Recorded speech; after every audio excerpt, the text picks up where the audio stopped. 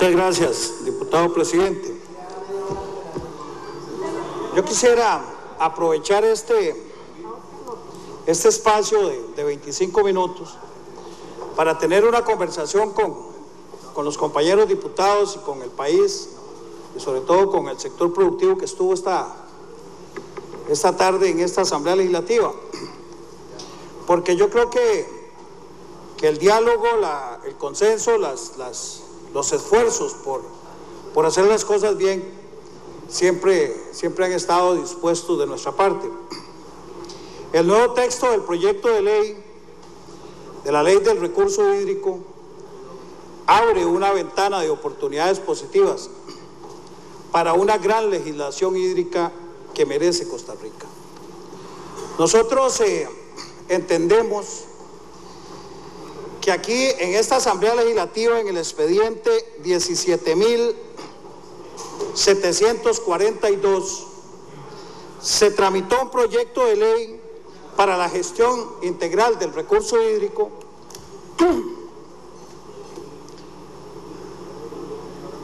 que ingresó aquí con un plazo de aprobación de 2 años según la ley de iniciativa popular, ley número 8491.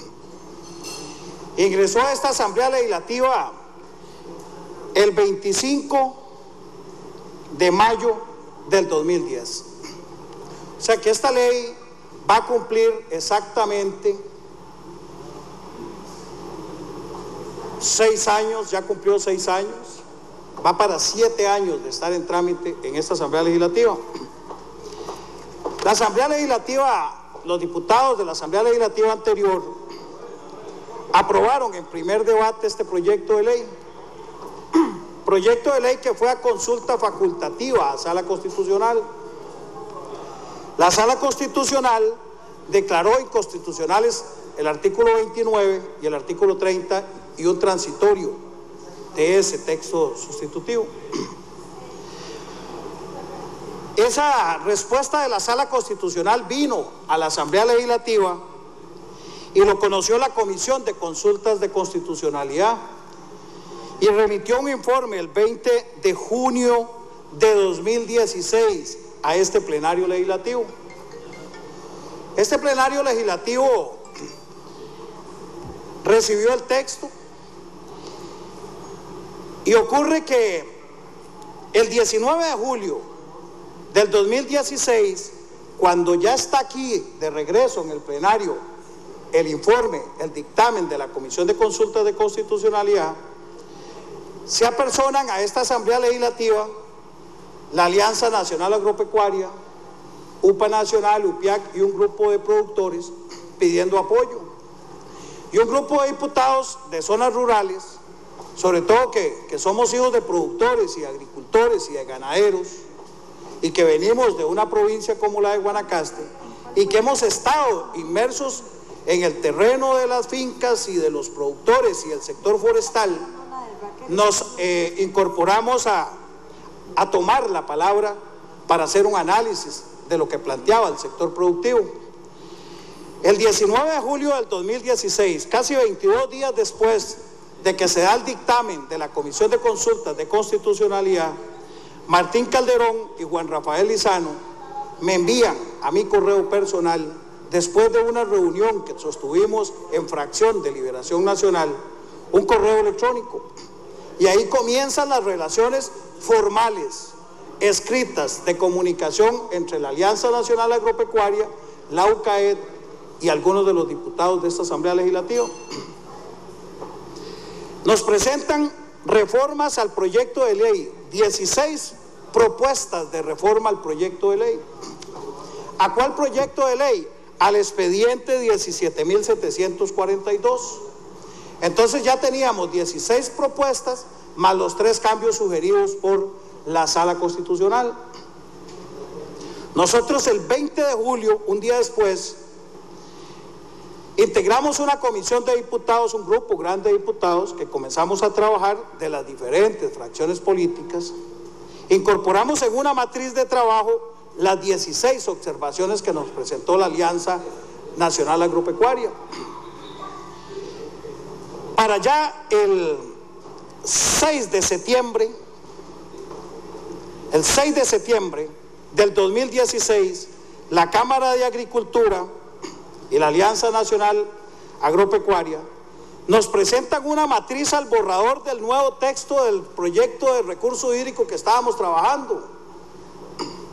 Y nos envían un correo electrónico, y es un correo electrónico que viene de ellos y que nosotros los tenemos aquí en el expediente.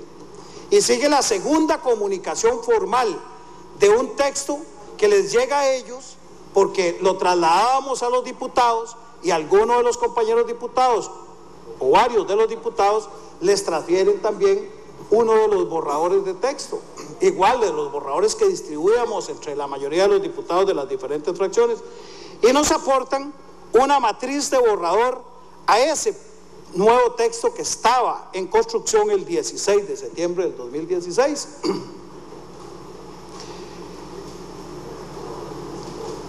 Adicionalmente, el 30 de agosto del 2016, mediante correo electrónico, nos presentan observaciones adicionales al nuevo texto de recurso hídrico, pero aquí lo hace integrado en una comisión entre la UCAED con todo el sector de las cámaras y apoyando al sector productivo nacional.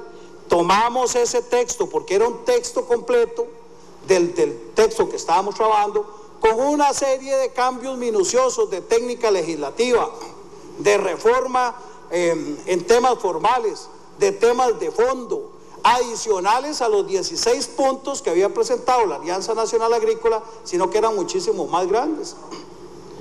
Nosotros incorporamos una matriz de nuevo con los cambios y comenzamos un análisis entre diputados, diversa cantidad de diputados, para un poco ir perfilando un texto de proyecto con las nuevas consultas que estábamos recibiendo. El 1 de noviembre, mediante correo electrónico, la Cámara de Agricultura, a través de su presidente, Juan Rafael Lizano, envía una nueva matriz comparativa que está aquí en el expediente, una nueva matriz comparativa que contiene, y así lo pone él en el texto del correo electrónico, propuesta de UCAED, ANA y documento de propuesta que nos enviaron, y se lo envió el diputado Julio Rojas, y está dirigido al diputado Julio Rojas, 1 de noviembre de 2016, y nos hacen una propuesta nueva de temas que consideraban que tenían un valor muy importante y que efectivamente recibieron el análisis serio, objetivo, claro, transparente de este grupo de diputados. Nos sorprende que 8 días posteriores, o un mes posterior, el 9 de diciembre, también recibimos una carta de la UCAED refiriéndose al nuevo texto y diciendo que no lo conocen y que entonces respaldan la posición de la Alianza Nacional Agrícola y de la Cámara de Agricultura. Nosotros tomamos el texto como un tema estábamos en construcción y seguíamos en construcción de un texto moderno de ley. Volvimos a revisar, a ver qué era que se nos estaban posiblemente haciendo valoraciones que nosotros no teníamos la capacidad o no habíamos tenido la capacidad de observar. Pero el 15 de diciembre, ANA vuelve y se refiere a la presentación de un texto de proyecto y ya le ponen nombres y apellidos y me lo refieren a este diputado.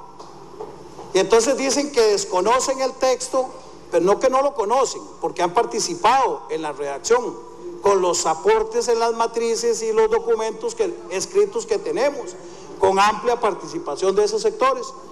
Y nos dicen que no hemos tenido comunicación, que prácticamente aquí hay como un escondido en donde estamos jugando al escondido. Yo creo que el nuevo texto de verdad abre una ley de posibilidades para construir una nueva razón de ser de lo que debería ser la gestión hídrica en el país. Nosotros recibimos de los partidos políticos una serie de observaciones Hay diputados independientes que se apersonaron con nosotros 3 días, 2 días, 3 días de reuniones con equipos de trabajo para hacer análisis formales con relación a los textos que llegamos a circular, casi 27 textos para consulta de lo que estaba ocurriendo en la redacción y en la letra menuda. Los diputados Soto Guevara tienen en sus correos varios o la mayoría de esos textos. Los tiene su señoría, el comandante Morera, ¿verdad? Los tiene el diputado José Alfaro, los tiene la diputada Natalia, los tiene Rolando González, y el último texto también lo tienen. Resulta que nosotros incorporamos cambios que planteó el Partido Unidad Social Cristiana. Hay una matriz de cambios que planteó el Partido Unidad Social Cristiana el 16 de septiembre. Una serie de cambios importantes que también fueron trasladados a los textos que estaban en construcción y que también hay referencias del sector productivo en una matriz con relación a la aceptación o no de los cambios que propone el Partido Unidad Social Cristiana. Entonces sí conocieron en detalle, y lo tengo escrito, cambios que proponían las diferentes fracciones políticas. Y por supuesto que recibimos cambios del Frente Amplio. Y el Frente Amplio, Edgardo Araya, en los últimos días nos planteó una serie de cambios que nosotros analizamos formalmente y que algunos se aceptaron y otros no. Finalmente, tomamos la decisión de comunicarle a los diputados y diputadas de esta Asamblea Legislativa que deberíamos dar el paso para poder dejar en este 2016 presentado un texto.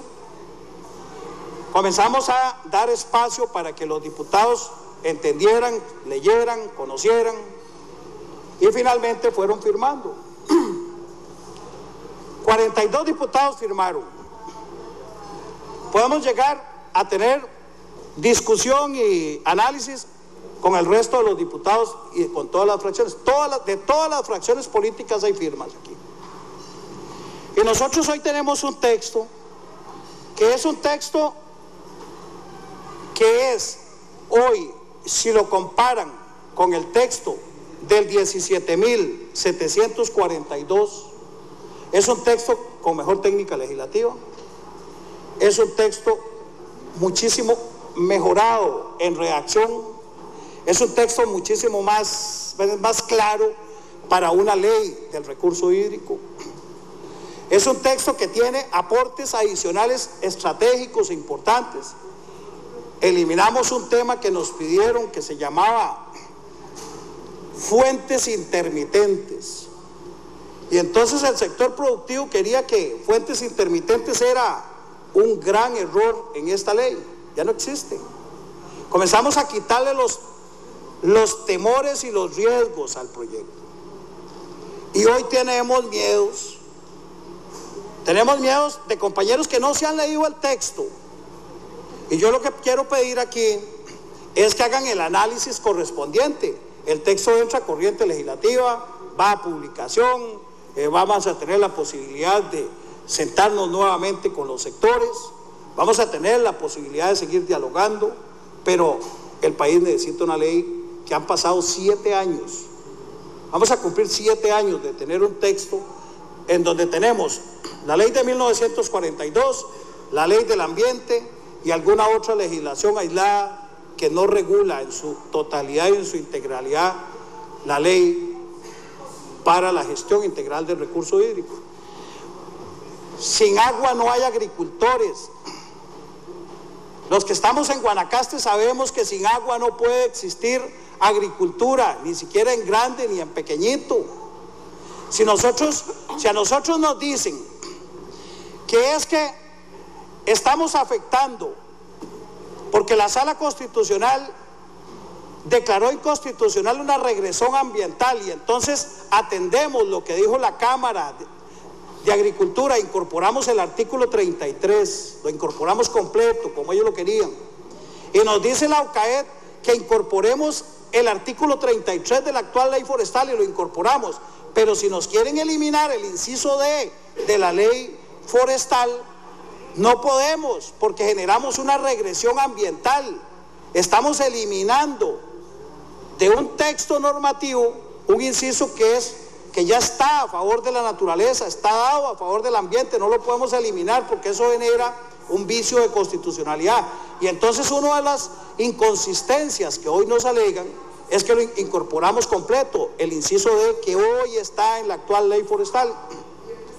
Nosotros estábamos agregando 100 metros de protección de nacientes y aquí la Cámara de Agricultura, la Alianza Nacional Agrícola y UCAED, en los textos que tengo y en las propuestas nos pidieron que estábamos en un error, que había que incorporar los 200 metros de protección a nacientes, porque están en la ley actual, la ley vigente, la ley de aguas de 1942, los 200 metros de protección, y que no ponerlo significaba una regresión ambiental, y significaba, y así lo ponen, significaba que entrábamos a generar un vicio de constitucionalidad.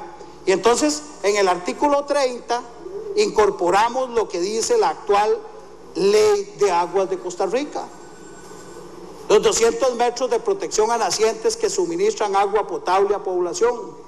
No es en todas las nacientes, es en las que suministran agua potable a población, y entonces ahí se da lo que existe hoy, porque hoy existe, no estamos inventando nada nuevo, y entonces lo incorporamos.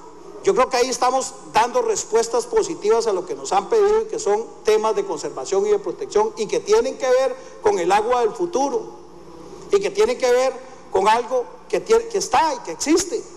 La ley forestal dice 15 metros de protección en zonas rurales, 10 metros de protección en zonas urbanas que están invadidos. Eso es otro tema, que hoy en las zonas urbanas la gente construyó en las orillas de los ríos, en las zonas de protección. Ahí hay ilegalidades, ahí hay en terrenos de maniales de protección del Estado no se podía construir, ahí hay construcciones. Eso no es un problema de esta ley. Mantenemos lo que dice la ley forestal actual y lo trasladamos a esta ley del recurso hídrico para resolver los dos temas que pidió la Sala Constitucional que resolviéramos. Eliminamos el transitorio del todo. Es más, está eliminado el transitorio que declaró inconstitucional la Sala, ya no existe aquí. Nosotros hoy tenemos que entender que la participación ciudadana es importante. A nosotros nos pidieron que había que eliminar los consejos hídricos, porque el país se divide en esta ley en 12 grandes unidades hidrológicas para la gestión integral del recurso, que no es lo mismo la gestión integral del recurso que los operadores públicos que suministran agua potable a población, y ahí tenemos que hacer esas aclaraciones. Una ley como la de AIA es para un operador público, toma la fuente, paga el canon, construye la red de distribución, brinda un servicio público y cobra una tarifa por el servicio público, por el costo del servicio más el 10% para el desarrollo, o la fórmula que ARECEP les establezca para cobrar por esa tarifa. Pero también tomamos la empresa de servicios públicos de Heredia, hace el convenio, hay un ente rector que es AIA, traslada la competencia en convenio a una empresa de servicios públicos, toma de la fuente, paga el canon, traslada, construye, da el servicio y cobra la tarifa. Igual lo hacen las asadas, es exactamente lo mismo, y las asadas reguladas, además por los convenios de delegación que da el Instituto Costarricense de Acueductos y Alcantarillados. Nosotros brindamos un servicio público y eso es distinto a gestión integral del recurso.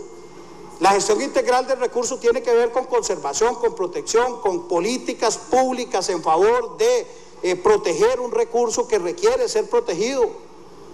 Y entonces creamos 12 unidades hidrológicas.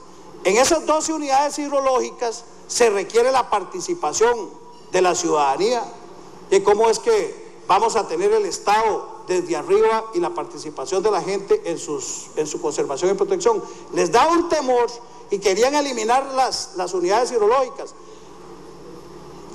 Cambiamos la composición de la estructura de la participación de la gente. Incorporamos 4 del sector privado, 2 de los pequeños y medianos productores, 2 de las cámaras empresariales, tienen 4.